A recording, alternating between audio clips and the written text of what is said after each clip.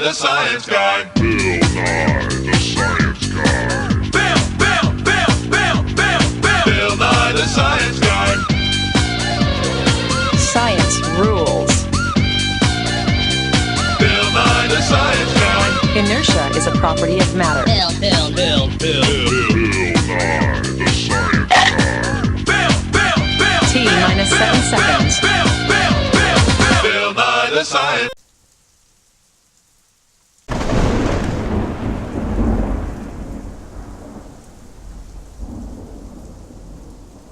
Oh no, my computer has been bamboozled. Not even the all-powerful method of turning it on and off again is working. I'm here to save the day. Wow, who are you? I'm Sam Morris, the science dude. Does that mean you can fix my computer?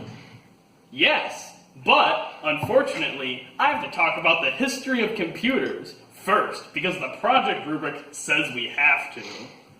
Can you hurry, Joe? Fine! In the year 20,000 BC, dinosaurs ruled the earth. Dinosaurs didn't exist. Anyway, what's important is that people did not have computers. The same can be said about the next 21,936 years. Using some simple trigonometry,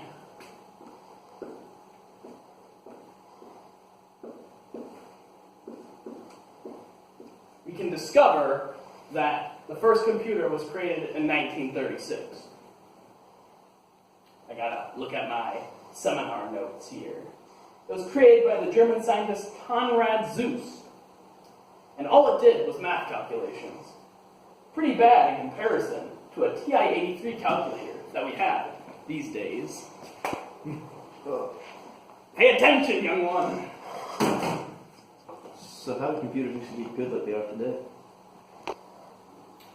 The same reason why computers are good today is the same reason why we can make this into a chemistry project.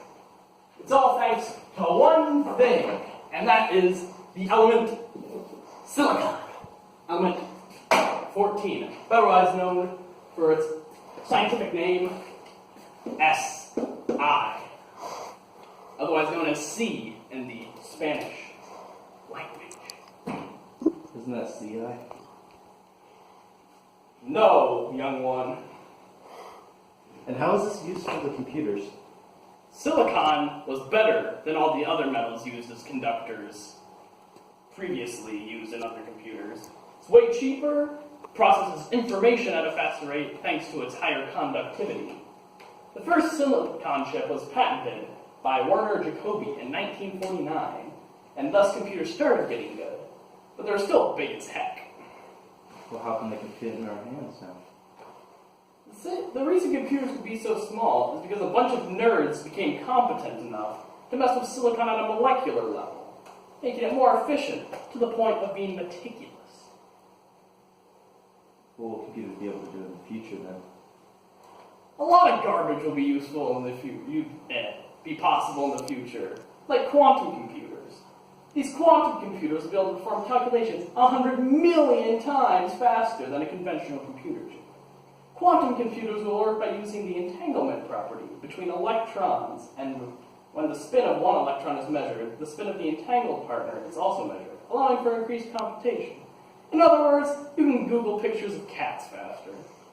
Okay, with all this Rubik stuff out of the way, can you fix my computer now? Sure, it's time to dissect your computer. This is your computer's motherboard. The motherboard is like the main body of any computer. The motherboard contains all the different parts that make a computer work.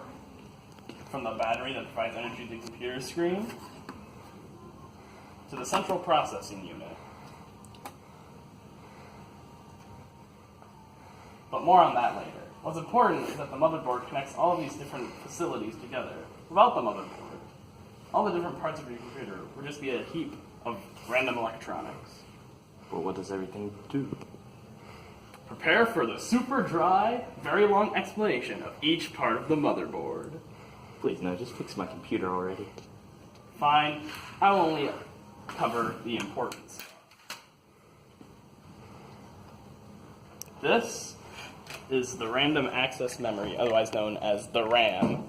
What the RAM does is that it stores information when a user uses an application on their personal computer. This stored memory allows input from a user to be interpreted by the program faster. However, the stored information is deleted after use. It's like cramming for a test. The information allows the test to be done easier, but soon after the information is forgotten. What's important for a computer to have are PCI slots. PCI slots stand for Peripheral Component Interconnect. PCI slots are kind of like upgrade slots for a computer. With these slots and the correct type of computer cards, you can make improvements to your computer with maximum ease. However, Kenneth over here is using a laptop. Laptops are stupid in the fact that they do not have PCI slots, so he can't make his computer better. All of these little holes are the input and output slots. These include USB, HDMI, audio, Ethernet ports, and the SATA and IDE ports.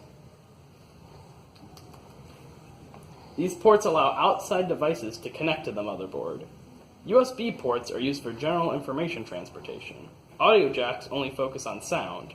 HDMI uses both sound and audio, but allows the audio jack to be used simultaneously. The Ethernet ports allow communication between other computers / the internet, and the SATA and IDE connects the disk drive to allow information to be read off of disks. And finally, we have the CPU. The most important part of the computer is the CPU, otherwise known as the Central Processing Unit. The CPU is the device that does the computing in computers. It's like the bread in bread and butter, or like the grapes in grape juice. All computers need a CPU, otherwise they are CP screwed. But how does it work? CPUs are first given a set of instructions in the form of electrical signal into commands. These commands are set out to the rest of the motherboard, which then sends the commands to all the output devices. All in all, CPUs are like the brains of a computer, except you can have multiple CPU cores to make a computer go much faster. How do CPUs go so fast? Almost as fast as when I drink energy drinks. Great. Because you asked that, I have to talk about doping, which is literally the most chemistry-based part of CPUs. Doping is the process of adding microscopic amounts of different elements, primarily 3 and 5 valence electron atoms, to the silicon metalloid. These different elements will either produce a P or N-type conductor. When the P and N-type conductor are used in unison, they enhance the silicon metalloid and produce an effective electrical conductor, thus making the CPU more capable at receiving electrical currents. With that, we can finally diagnose your computer's problems. Finally, we're done with that stupid explanation. Not so fast! Time for a pop quiz. Are you kidding me? Don't worry, it's easy. It's just parts of the rubric we have not answered yet. Okay, fine. Okay, question 1. How are computers relevant to society today? Computers are everywhere. They're used in the banking, mathematical, computation, legal, and patient records, and much, much more, like research gathering, ebooks, internet, shopping, and entertainment. And also, without computers, we would have had to start this project before Tuesday. Thanks to computers being able to provide the entire wealth of human thought, humanity has prospered under this new age of knowledge. Good enough. Next question. What's your opinion about computers? I think computers are a benefit to society, because without them we wouldn't be able to make this video we are presenting to the class. And I wouldn't have had video games to lose my girlfriend. Anyways, what about you? Personally, I detest computers. You'd think with all of human knowledge being available to every person who has internet, people would be less ignorant. But no, people are more incompetent than ever. Computers have given the opportunity for ignorance to finally be destroyed. But the fact is that people just won't cure their own ignorance. This just proves to me the sickening laziness of human nature. Overall, computers are pretty cool, because I like playing solitaire and Minesweeper. Finally. That should be the last part of the rubric. correct? Yep. Now, to fix your computer.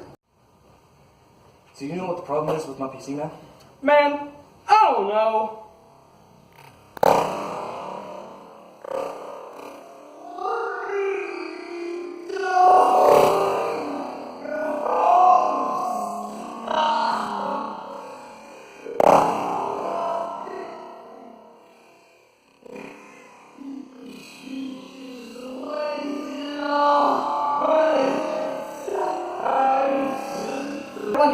Just another day in the life of Sam Morris, the science guy.